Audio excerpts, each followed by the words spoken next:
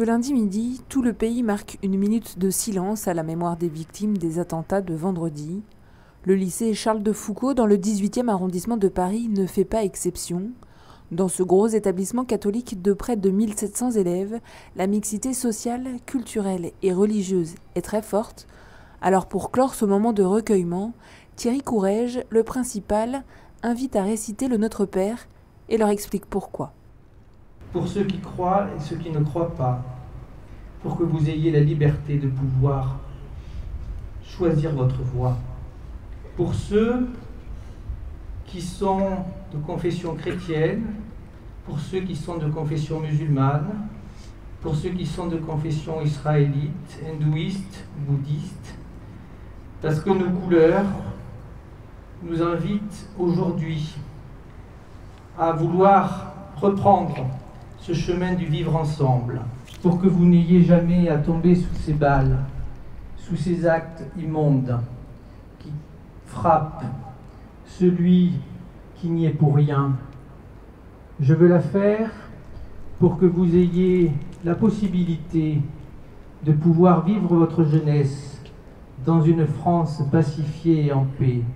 Ce qu'il y a, si vous voulez, cet instant de communion qui est là, un temps aussi de rappel des fondations. C'est d'essayer de les amener à une certaine altérité par un éveil à la culture. Nous sommes sous le haut patronage du bienheureux Charles de Foucault, homme particulièrement intéressant dans l'état où nous vivons, qui a su aller chercher auprès de nos frères musulmans ce qui était l'essentiel et qui a cherché, si vous voulez, à aller non pas à l'encontre de l'autre, mais à la rencontre de l'autre. Ensemble, ensuite, ils entonnent la Marseillaise, les uns des fleurs blanches à la main, d'autres brandissent le drapeau de la République, certains sont vêtus de noir. Marchons, marchons, À la fin de ce moment de recueillement, les élèves viennent déposer leurs roses sur la croix de l'établissement, recouverte pour l'occasion du drapeau en berne. Un moyen pour eux d'exprimer leur incompréhension d'une telle violence. Depuis le début de la matinée, le corps éducatif est confronté à de nombreuses questions, difficile parfois de savoir quoi répondre. On ne pourra jamais empêcher les images qui circulent sur les réseaux sociaux, etc., qui sont toujours frappantes et qui malheureusement martèlent les esprits. Mais nous n'avons pas peur. En même temps, la vie continue.